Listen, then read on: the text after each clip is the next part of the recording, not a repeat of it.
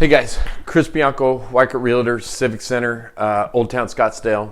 Okay, so I've sent you about 4 videos. Hope those are helping you out. First one was how to study for the exam. The second one was actually how to take the exam. The third one was how to get your license once you've gotten through all the testing process. So hopefully that helped you out, how to go down to ADRE and what documents you need and stuff like that for that. I get that question a lot when I'm interviewing new agents. And the fourth one was part 1 of how to pick a brokerage. Are you going with a fee-based house? Are you going with a split house? And what some of the differences are. The one piece that I want you to take away from there is interview no less than 3 and no more than 5. Then it starts to get too much information. So in this particular video, what we want to talk about is many times when I sit down with a brand new agent and I say, hey, look, here's what we offer. This is what we're doing. And I've got all these pieces and all this support stuff. And I've got this CRM and I've got this website and you're going to have your own website page and all that stuff. And then I'll say to them, what, do you have any questions for me? And inevitably, most of them always say, well, I don't know. This is a big thing. It's confusing. You don't know what's going on. What's the difference between Remax and Coldwell Banker? What's the difference between Bianco and Joe Blow at this brokerage? So a lot of that stuff gets really kind of complex. It starts to get anxiety. And keep in mind that the average agent, new agent, changes brokerages 3 times in 5 years. So you don't want to bounce around. You want to mesh with the brokerage that you feel is the best fit for you. Do your due diligence and start your success program sooner than later without bouncing around. So in this video, I'm going to give you 6 questions that I want you to ask the broker that you're interviewing with. The first question is, 1, what kind of training do you offer?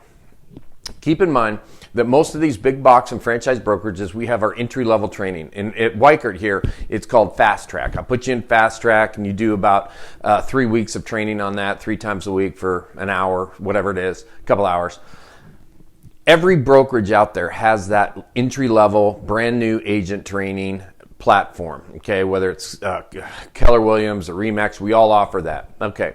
The second piece that I want you to start to think about is after that piece, getting below the surface, what other training does this brokerage have to offer? Do we have open house training? Do I have lead management training? Do I have contact CRM? Like I offer a really great CRM. It's called Conversion. And we have all kinds of training on that. And do I get like farming training and things like that to put me in a practical position in order to create some success for myself? So that's the big question to ask. What kind of training do you offer? And make sure, because they're all going to talk about that flatline piece, that entry-level training. We all have it. But what else after that does that brokerage offer? And the second part to that question is there any fees to that?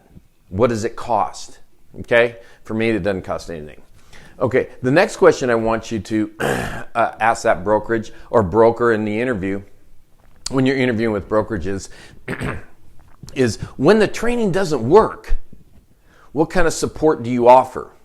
Is there a mentor? Is there an office manager? Is there, what kind of support do you offer? Okay, to make sure that I'm using those tools and I'm using that training in a proper way. I can give you all the information you want. I can teach you how to be the greatest prospector in the world. I can teach you how to be the greatest presenter in the world. But if you're not closing on those prospects, if you're not closing on your listing appointments, you're not going to be successful. Do you have training for closing?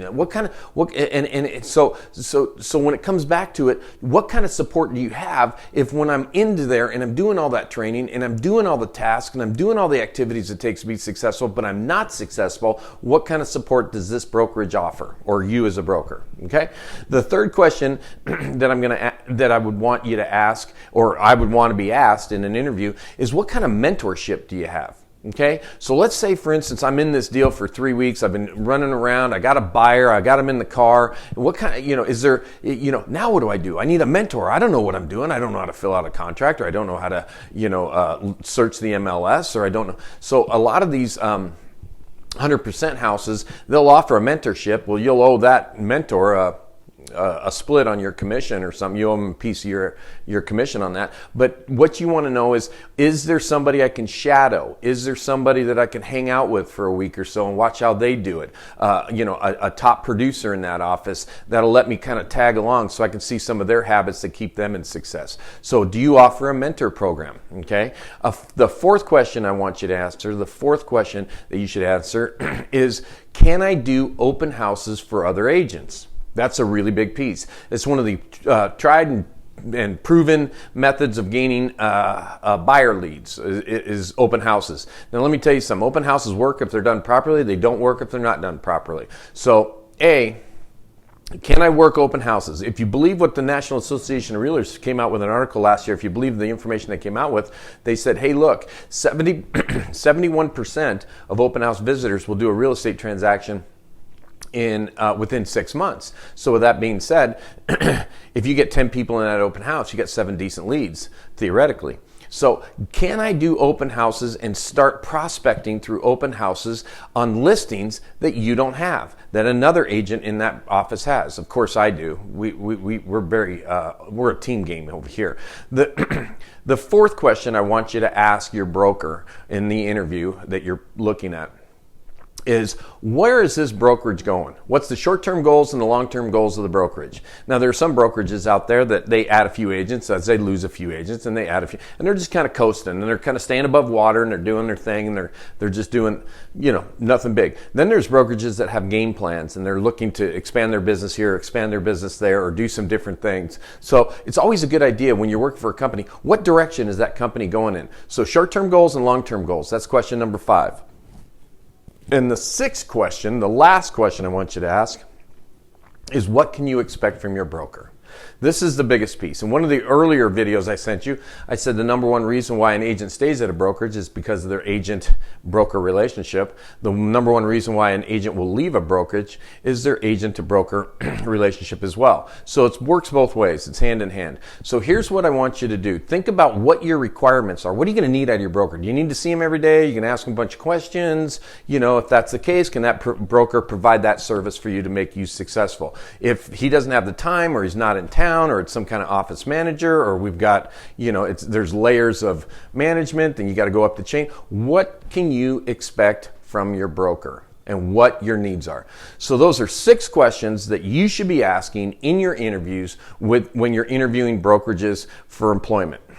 Keep in mind, the biggest piece you don't want to do is hire on based on commission and commission splits, not get what you need to get to be successful. So 100% of an unsuccessful business is not near as good as a split of a successful business. So keep that in mind, and good luck. Good luck with the test and the school and stuff. Hope all your students out there that you're cruising and you're having a good time with it, and it's starting to mellow out for you. Hopefully I'm helping you out. Hey, have a great day. Chris Bianco, Weichert Realtors, Civic Center, 602-291-2090. Have a great night, guys. Study, study, study.